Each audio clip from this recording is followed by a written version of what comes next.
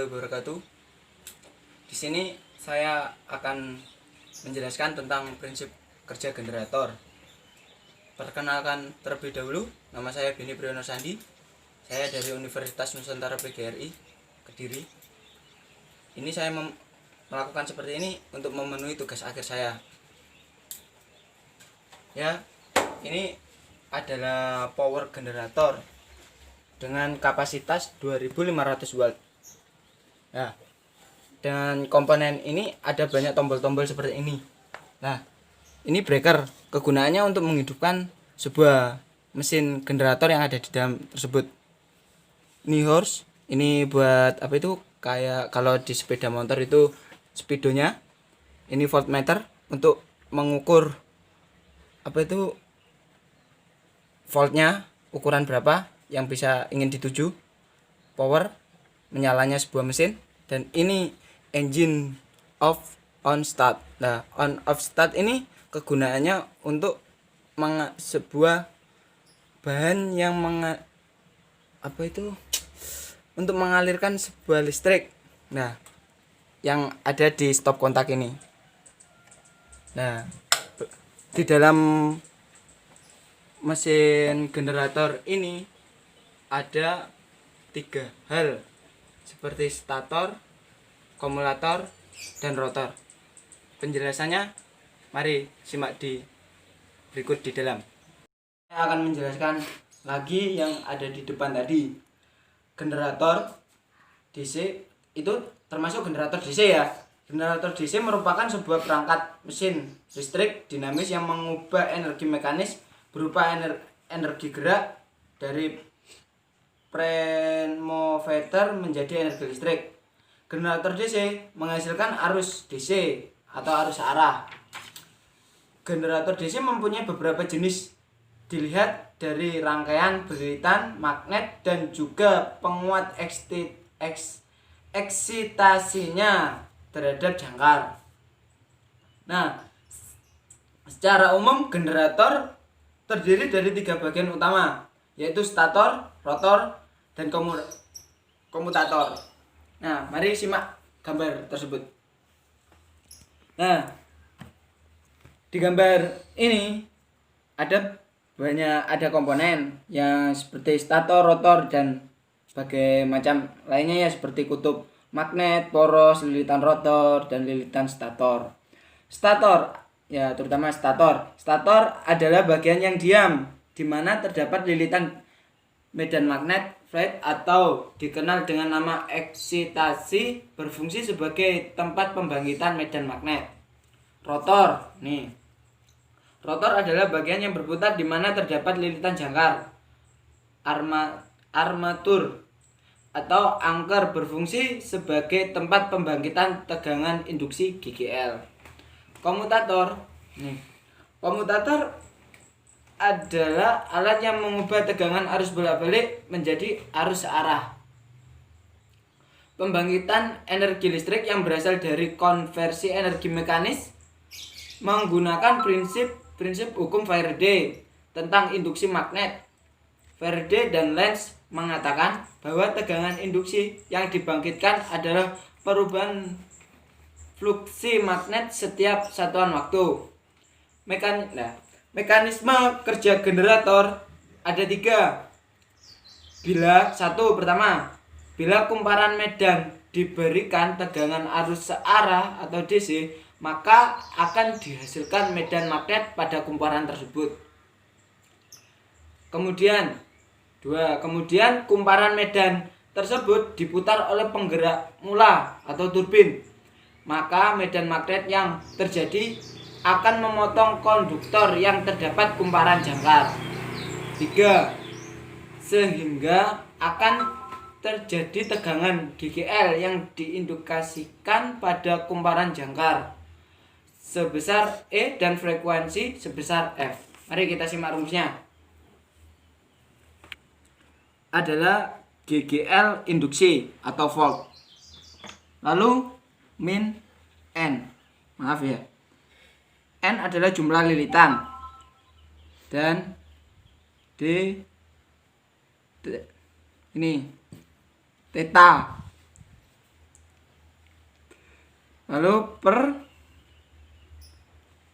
dt adalah waktu, tegangan waktu. F sama dengan kecepatan sinkron dikali jumlah kutub per 120. Nah, pada dasarnya generator konvensional, generator berputar, menghasilkan tegangan arus bolak-balik atau AC. Untuk mengubah menjadi tegangan DC diperlukan suatu sistem, yaitu ada dua sistem. Pertama, sistem eksitasi dengan sikat atau brush. Kedua, sistem eksitasi tanpa sikat atau brush Hales. Mari kita simak yang pertama, sistem eksitasi dengan sikat. Nah, simak gambar tersebut. Pertama, menggunakan komutator dan sikat untuk mengubah tegangan AC menjadi tegangan DC.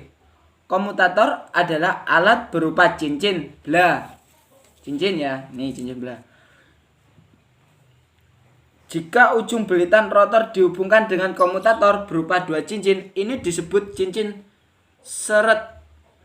Seperti ditunjukkan gambar. Ini gambar pertama. Maka dihasilkan listrik AC berbentuk sinusoidal. Bila ujung belitan rotor dihubungkan dengan komutator satu cincin seperti ditunjukkan gambar ini. Yang kedua ini dengan dua belahan, maka dihasilkan listrik DC dengan dua gelombang positif.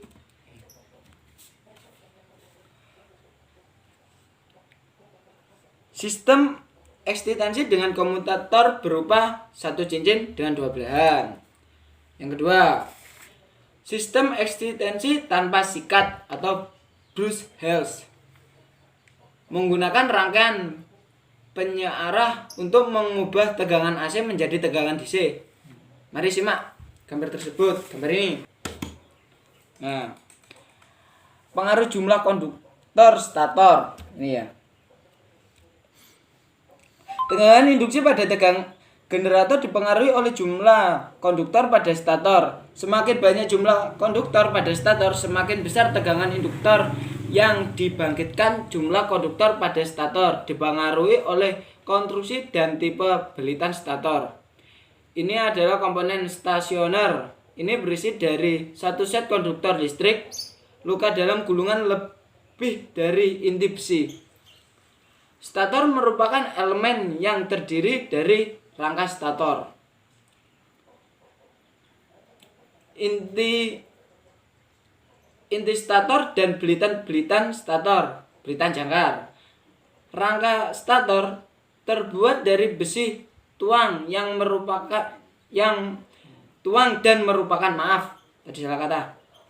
besi tuang dan merupakan rumah dari sebuah bagian-bagian generator. Rangka stator ini berbentuk lingkaran, di mana sambungan-sambungan pada rusuknya akan menjamin generator terhadap getaran-getaran. Inti stator terbuat dari bahan ferromagnetik atau besi lunak, disusun berlapis-lapis, tempatnya berbentuk flux magnet. Ya, seperti ini. Flux magnet. Lingkaran ini ya. Tuh. Sedangkan belitan stator terbuat dari tembaga disusun dalam alur-alur. Belitan stator berfungsi tepat, bentuknya gaya gerak listrik. Ini belitan stator. Inti stator. Bentuk dari inti stator ini berupa cincin laminasi yang diikat serapat mungkin untuk menghindari rugi arus eddy core losses. Pada inti ini terdapat slot-slot.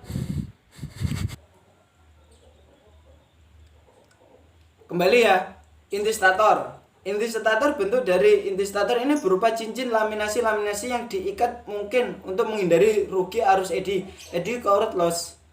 Pada inti ini terdapat slot-slot untuk menempatkan konduktor dan untuk mengatur arah medan magnetnya. Ini. Belitan stator.